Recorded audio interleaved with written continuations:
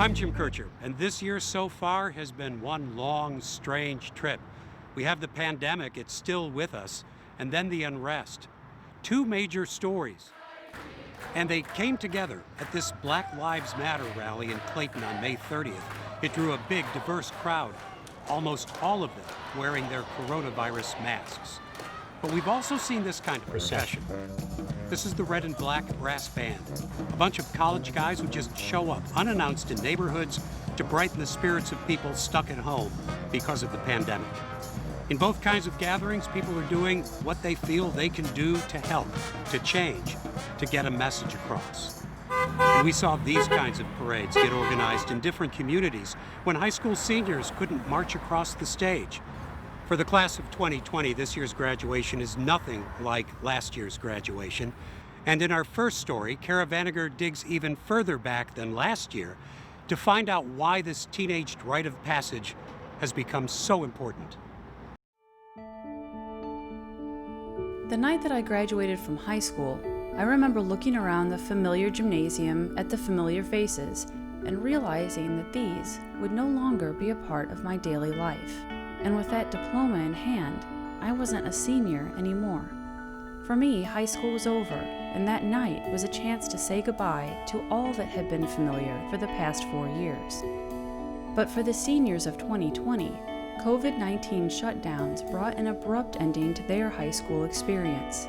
Though classes resumed online, for many, there was no final sporting event, no prom, no last day roaming the halls as a student, and perhaps most disappointing, no traditional graduation ceremony.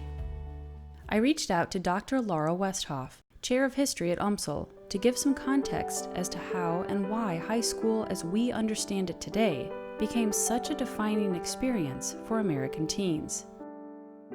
In 1890, only about 7% of the US population is even enrolled in high school. It isn't until 1940 that 50% of Americans graduate from high school. So those years are really formative years where we're learning and laying the foundation of these rituals, this cultural practice where the school is becoming the center of adolescent experience, and that the majority of Americans begin to share this. Although high schools in the United States had started to emerge soon after the Civil War, they were mostly reserved for the wealthy and college-bound. For those less fortunate, education and their youth ended as soon as they were able to get a job to help support their families. But the rise of a child study movement in the late 1800s began to look closely at the development of young people between the ages of 10 and 18, and define it as its own phase of life before adulthood. We just can't underestimate the importance of this notion of adolescence. Educational psychologist G. Stanley Hall, who's known as the father of adolescence, argued that those teenage years, they needed to be in a place where adults were helping them grow and develop. Along with that was a strong labor movement effort. Unions and women's reformers working together to require children to go to school. But secondary education wasn't just providing formative support in this newly identified phase of life. The absence of schooling in the lives of many children was producing adults with limited skill sets. As the United States began to see a rise in white-collar jobs and rapid innovations in technology, it became clear that it needed to invest in an educated workforce. The federal government begins with a law in 1916 to support, encourage vocational education within high schools. As the curriculum expanded past college prep to include courses like civics and home economics, as well as offer a variety of sports, clubs, and activities, it focused on preparing students not just for life as an adult, but for life as a U.S. citizen.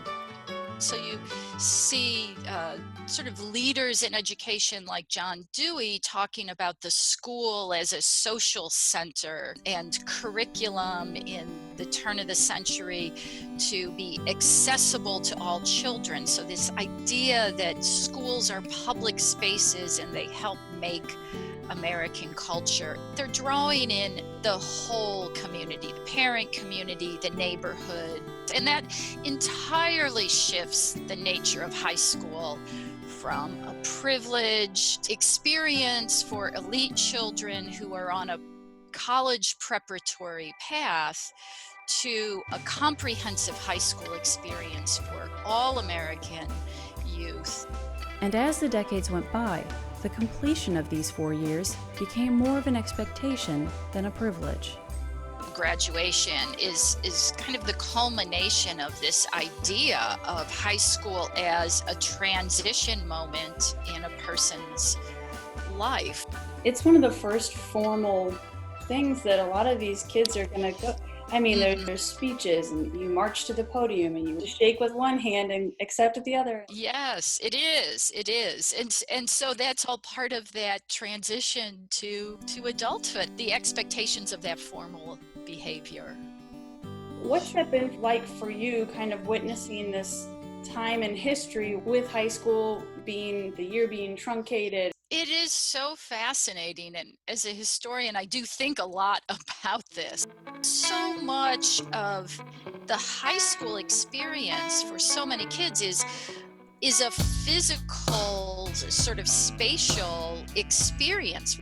Like, my son is an athlete, and as I imagine him going into his senior year, possibly not playing his sports, I'm both curious and mourning some loss about that. I'm not sure how he or the rest of us will think of him as a high school student. He's doing his work online, but he's so much more than his academic work. The school is a place where the fullness of who we are has opportunities to grow and develop. And as schools and students adapt for less than traditional commencements this year, whether it's drive-through, drive-in, or completely online, the loss of a communal ceremony and celebration might be just as disappointing for the graduates' loved ones who have personally experienced this rite of passage as it is for the seniors themselves. All of us who have been through that graduation experience, I think we're all missing that because it is so deeply part of our cultural practice in a country where public education is a key component.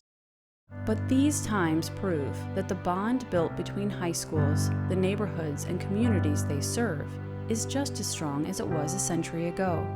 This truly is a moment in history that we have no precedent for.